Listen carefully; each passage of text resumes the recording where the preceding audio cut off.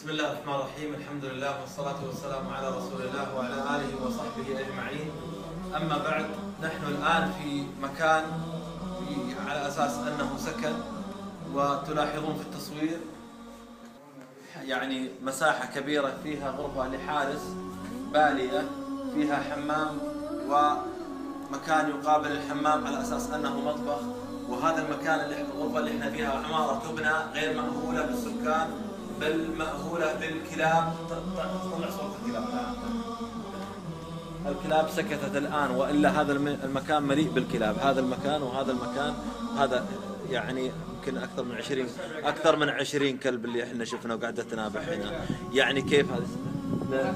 يعني أنا أقول هذا المشهد مؤلم جدا لكل من ألقى السمع وهو شهيد، لكل من يدرك أو يستشعر أن له إخوان مسلمين وهو ينعم في سكن وفي أهل وفي مركب وفي ملبس وفي كل متع الحياة، ثم يعيش ويهنأ بعيش، وإخواننا يسكنون بهذه الأماكن. أقسم بالله أنها لا تبرأ ذمة امرئ مسلم يسكن في بيت أو يعيش في حياة كريمة أو يسكن أو ينام داخل وفيه أسرة تنام في مثل هذا المكان. أقسم بالله أنها لا تبرأ ذمة مسلم، والله لا تبرأ ذمة مسلم أن يهنأ بنوم أو يهنأ بعيش وفي مسلمين ينامون في مثل هذا المكان.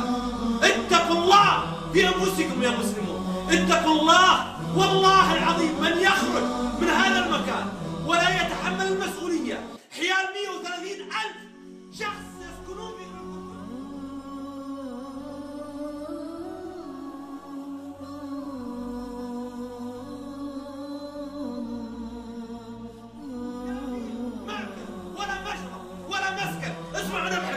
هذه أسرة تسكن في هذا المكان.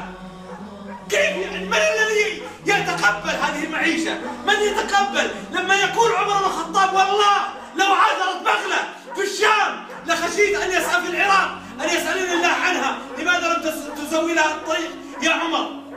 ثم تأتي نساء حرائر مسلمات ينامن في مثل هذه الخرابة. لولا أن غابت علينا الشمس لرأيت المشهد. كيف نساء، كيف أطفال يا إخواني ينامون الليل في نبع الكلاب؟ مكان تبع صاحب العمارة، صاحب المكان تبرع قال مكان غير مأهول، اسكنوا، سكنوا. والجمعيات لا تستطيع أن تتحمل الأعباء التي عليها. والناس اليوم يقولون ما عندنا طريق لنوصل المساعدات. يا أخي قم وأوصل المساعدات بنفسك. أكلت يوم أكل الثور الأبيض، والله كل واحد منكم مسؤول. أقسم بالله أنكم مسائلين ومحاسبين، وقفوهم إنهم مسؤولون. يوم تجد كل نفس ما عملت من خير محضرة وما عملت من سوء، وأعظم سوء وأكبر سوء أن تعيش هذه الأسر بمثل هذه الحالة ونحن نتفرج عليهم. احنا عندنا برنامج اليوم في المفرق وقطعنا البرنامج بسبب هذه الأسرة. والله بقي بعض الأسر التي المسجلة والمرتب لها جدول توقفنا عن إكمال برنامجها بسبب هذه الأسرة. كيف يقبل العاقل؟ كيف يقبل عاقل أن تبيت أسرة في مثل هذا المكان؟ الأمانة مسؤول، هذه الأسر أمانة في عنق كل مسلم. لا تقول ما في جمعية أو ما في هلال أحمر الذي يستشعر معنى الإسلام ومعنى التواد والتراحم والتكاتف والأخوة الإسلامية، الذي يستشعر هذا المعنى يجب عليه أن يبادر وأن يزور المناطق مباشرة ويشرف ويتبرع بنفسه بأهله بذهب زوجته بكل ما يستطيع. اللهم هل بلغت؟ اللهم فاشهد. اللهم هل بلغت؟ اللهم فاشهد. اللهم هل بلغت؟ اللهم فاشهد. مرضانا ما تقدر احسن من الشارع. احسن